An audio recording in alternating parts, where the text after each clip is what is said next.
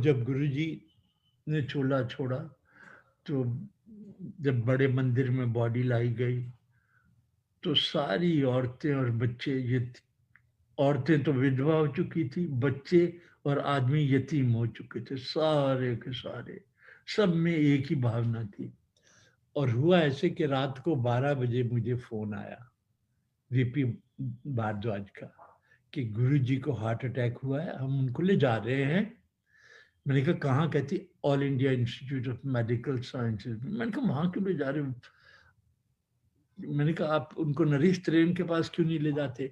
उन्होंने कहा कि वो मैं जानता कि डॉक्टर पांडव हैं जो उनके बड़े भगत हैं, वो साथ है। उन्होंने कहा अभी तो एकदम वहीं चले, और तुम नरेश त्रेन को फोन करो कि गुरुजी को ऐसे हुआ है कि क्या करें। तो हम जल्दी से पहुंचे।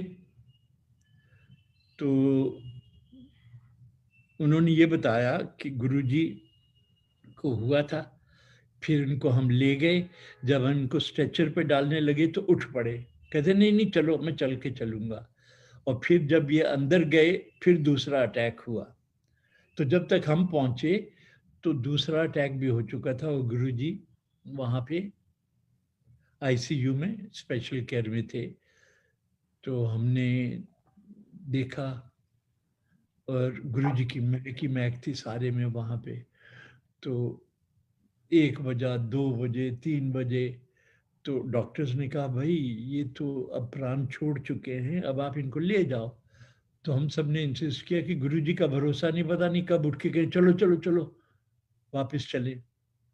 तो जब सुबह के 7 बज गए तो उन्होंने कहा कि भाई नहीं। तो मैं जब वहां पहुंचा तो मैंने फिर नरेश त्रेन को फोन किया, उसको उठाया आधी रात को। तो नरेश ने फोन उठाया, मैंने कहा ऐसा ऐसा हो गया है यार, हमारे गुरुजी को हार्ट अटैक हुआ है। कहते कहाँ है? मैंने कहा एम्स में है। कहते कैसी हालत में है? मैंने कहा वैसे तो डॉक्टर्स कह रहे हैं अब वो सांस नहीं ले रहे। तो उसने कहा रघु देखो ऐसा है कि अब अगर ऐसी हालत में तो उनको इधर से उधर लाने का कोई मतलब ही नहीं है, हैं? अगर कुछ बात होती है इम्प्रूवमेंट की तो फिर भले ही आप ले आना, मुझे फोन कर देना। मैंने कहा, तो उन्होंने कहा मेरी डॉक्टर से बात करा दो। तो जो एम्स के डॉक्टर थे, मैंने नरेश से बात कराई। तो उन्होंने बताया नरेश त्रेन को कि भाई हमारे हिसाब से तो वो सांस छोड़ चुके हैं, पर संगत नहीं मानती है। तो this is how it is. तो हम सुबह 7 बजे तक बैठे। फिर उन्होंने कहा भाई अब आप ऐसे ही इंतजार करने पे लगे, इतनी देर के बाद कुछ नहीं फर्क पड़ेगा।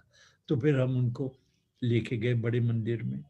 पर मेरी बेटी जो थी अवनी, वो उस वक्त 12 साल की थी, 10 साल की थी। तो हम लेके गए तो वहां सारे रोना धोना और ये सब होता रहा। तो क्रीमेशन हुआ जब 4, 4:30, 5 बजे, तो गुरु जी की सारे में इतनी महक के बजाय रोने धोने के सब एक दूसरे को जप्फी डालने लगे कि गुरु जी तो यही है, गुरु जी तो यही है। तो लंगर भी चल रहे थे, सब कुछ हो रहा था।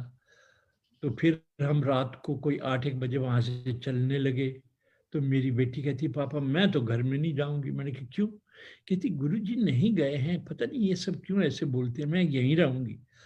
तो उसने क्या किया, गुरुजी का जो कमरा था बड़े मंदिर में जहां वो रेस्ट करते थे, उसके बाहर जाके बैठ गई। तो मैंने कहा बेबी देखो सब जा रहे हैं, ऐसे मत करो। तो जो आंटीज थी कुछ एक जो हमें अच्छी तरह जानती थी, वो कहने लगी हम भी रुक रहे हैं, कोई बात नहीं, ये हमारे साथ रहेगी। हमने कहा ठीक है। तो दूसरे दिन हम सुबह जब गए वहां पे, तो मैं अपनी बेटी को ढूंढ रहा था। तो मैंने देखा कि जो गुरुजी के कमरे का दरवाजा था उसके पास वो मुंह लगा के उस दरी पे लेटी हुई थी। तो मैंने उसको जगाया, मैंने कहा बीबी क्या कर रहे हैं आप? कहती पापा इधर से गुरुजी की महक आ रही है।